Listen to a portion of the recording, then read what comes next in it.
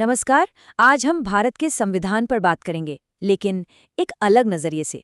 इसे सिर्फ एक कानून की किताब की तरह नहीं, बल्कि एक कलाकृति, एक ऐसी रचना के तौर पर देखेंगे जिसमें पूरे देश की आत्मा बसी है। चलिए, एक सवाल से शुरू करते हैं। क्या हो अगर किसी देश का सबसे जरूरी दस्तावेज, उसका संविधान, सिर्फ नियमों का एक संग्रह न हो, बल्कि अपने आप में एक कला का नमूना हो? तो देखिए, सबसे पहली और शायद सबसे हैरान करने वाली बात तो यही है कि भारत का जो मूल संविधान है वो कभी छापा ही नहीं गया। मतलब कोई प्रिंटिंग प्रेस नहीं, कोई टाइपिंग नहीं। जी हाँ, बिल्कुल सही सुना। इसे पूरी तरह से शब्द दर शब्द हाथ से लिखा गया था। और इस शानदार काम को अंजाम दिया प्रेम बिहारी नारायण रायजादा ने, जो उस दौर के एक माहिर कैलीग्राफर थे। पता है, उन्होंने इस काम के लिए कोई फीस नहीं ली, बस एक शर्त रखी।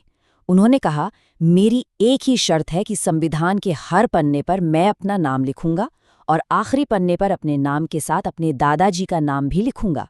और ये शर्त मान ली गई। अब जरा इस काम के पैमाने का अंदाजा लगाइए। इसे लिखने में पूरे 6 महीने लगे और इस दौरान 303 पेन की निब इस्तेमाल हुई। ये नंबर ही अपने आप में इस काम के पीछे लगी मेहनत और लगन की कहानी कहता है। लेकिन कहानी सिर्फ खूबसूरत लिखावट पर ही खत्म नहीं होती। असल में इस दस्तावेज के पन्नों में कला के जरिए एक गहरा दर्शन छिपाया गया है। चलिए उसे समझते हैं। सोचिए, कोई भी कानूनी दस्तावेज कैसा होता है? सादा, बिना किसी सजावट के, सिर्फ टेक्स्ट। लेकिन भारत का मूल संविधान ऐसा नहीं है। इसके हर भाग की शुरुआत एक अनोखी हाथ से बनी कलाकृति से होती है। ये सिर्फ कानून नहीं, बल्कि एक जीती जागती कहानी है। और ये बेहतरीन कलाकृतियां बनाई थीं शांति निकेतन के कलाकारों ने, जिनकी अगुवाई कर रहे थे महान नंदलाल बोस। उन्होंने भारत के हजारों साल के इतिहास और संस्कृति को सीधे संविधान के पन्नों पर जिंदा कर दिया। हर कलाकृति का एक खास मकसद था। जैसे भाग 1 जो भारत के बारे में है, वहाँ सिंधु घाटी सभ्यता की मोहर का चित्र है, जो हमारी प्राचीन जड़ों को दिखाता है। भाग 3 जिसमें मौलिक अधिकार है, वहाँ भगवान राम का चित्र है, जो प्रजा के कल्याण के वादे का प्रतीक है। और भाग 4 जो शासन के नीति निर्देशों के बारे में है, वहाँ महाभारत का वो दृश्य है जहाँ श्री कृष्ण अर्जुन को गीता का उपदेश दे रहे हैं, जो सही शासन के लिए एक मार्गदर्शन है। तो ये तो हुई कला की बात। अब कला से थोड़ा और गहरे उतरते हैं और संविधान की आत्मा यानी इसकी प्रस्तावना या प्रियम्बल को समझते हैं। प्रस्तावना को संविधान का पहचान पत्र कहा जाता है। उसकी आत्मा, ये बस एक छोटा सा पैराग्राफ है, लेकिन ये पूरे संविधान का सार, उसका पूरा दर्शन और उसके सारे वादे बता देता है। प्रस्तावना बताती है कि भारत कैसा देश होगा।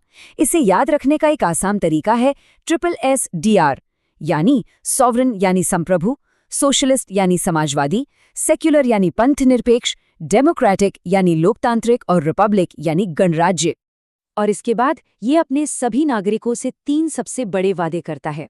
पहला, न्याय का वादा, सामाजिक, आर्थिक और राजनीतिक।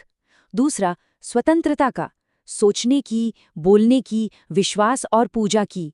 और तीसरा, समानता का, दर्जे और अवसर की समानता। अच्छा, ये तो हो गए बड़े बड़े विचार और वादे, लेकिन ये आम लोगों की जिंदगी से कैसे जुड़ते हैं? यहीं पर आते हैं हमारे मौलिक अधिकार। संविधान का भाग 3 यानी फंडामेंटल राइट्स नागरिकों के हाथ में सबसे बड़ा जरिया है। ये सिर्फ अच्छी बातें नहीं है, बल्कि ये सरकार के खिलाफ भी एक गारंटी है, जिन्हें कोई छीन नहीं सकता। तो चलिए, अब आखिर में इस महान दस्तावेज की विरासत और इसके बनने से जुड़ी एक दिलचस्प और मानवीय कहानी को भी जान लेते हैं। देखिए, इतने बड़े ऐतिहासिक दस्तावेज से भी कैसे मजेदार किस्से जुड़े हैं। जब इस पर दस्तखत करने का दिन आया, तो जवाहरलाल नेहरू ने सबसे पहले साइन कर दिए। जब संविधान सभा के अध्यक्ष डॉक्टर राजेंद्र प्रसाद आए, तो उनके लिए सीधी जगह ही नहीं बची, तो उन्हें नेहरू के साइन के ऊपर थोड़ा तिरछा करके अपना साइन करना पड़ा। इसकी कहानी में 2 तारीखें बहुत अहम हैं।